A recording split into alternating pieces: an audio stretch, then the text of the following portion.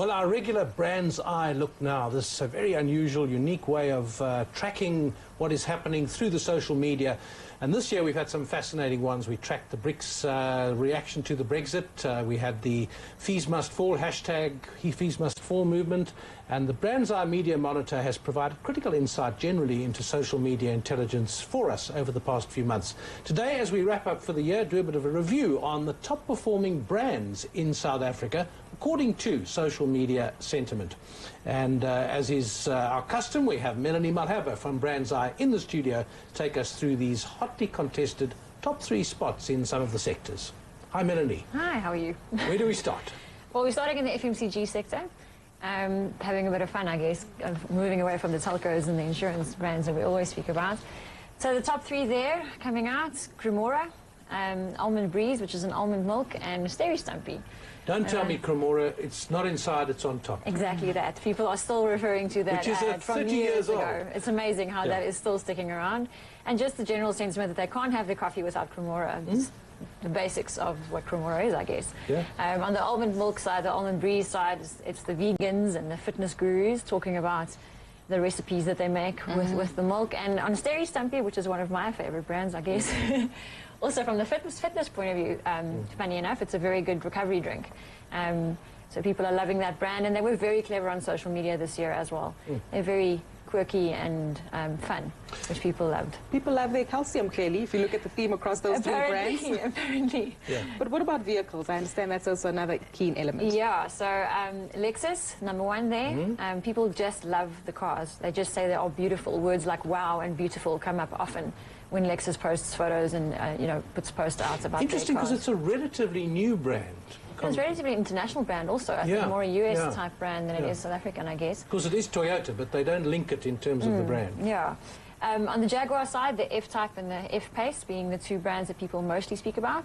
The F-Pace being the Women's World brand of Car of the Year. So a lot of people referring to that. On the Merc side of things, Mercedes, it's a very aspirational brand. People continuously saying they want one or they can't wait so they can buy one.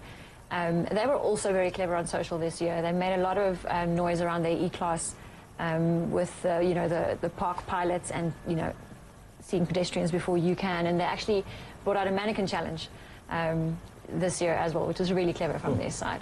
So people loving that. On the beauty side of things, Estee Lauder is the #1 brand, and then Clarins and Clinique. Estee Lauder's foundation, the #1 product that people are most positive about, and they hit Instagram with how-to videos, which caused a lot of conversation. On the Clarins side, people call themselves, or their skins, happy skins when they use happy skins when they use the Clarins products. Mostly their body products that people are speaking about. Do you have a happy skin? I do. Look at me, David. That looks happy to me. Do you have a happy skin, Melanie? I'm not very much a beauty product woman, but I'm a happy person, if that says anything. That's all you need. On the Clinique side of things, their foundation, definitely the most talked about positive product on their side, and then their skincare range following that. They've got Jessica Alba as a brand ambassador, which people really took to really well.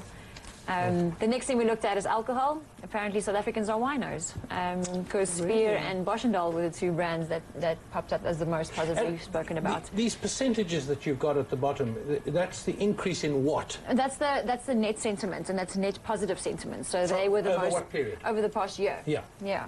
And it's only South African conversation as well. Yeah. So yeah, Spear coming out #1 there with a lot of reference to their MCC. People loving their bubbly. I have to say I'm surprised as a beer man. That there's no beer. That's the first thing I thought. There's no Castle Lager or Black Label. There's also a lot of reference to the actual farms for both Boschendal and Spear. And if you look at Boschendal, they love the wines, but they also love their restaurant called Die Werf on their farm. On the Hunter side of things, they really sponsored a lot of music festivals. They partnered up with YFM and Gagazi, which caused a lot of conversation on social for them, and luckily for them, positive conversation. But yeah, I was also surprised just to not see the SAB brands coming up as the top ones. Right, well, Christmas is 2 weeks away, and from tinsel in supermarket aisles to Christmas lights in the streets, South Africans looking forward to the festive season. What are they saying on social media, Melanie? Well, the word Christmas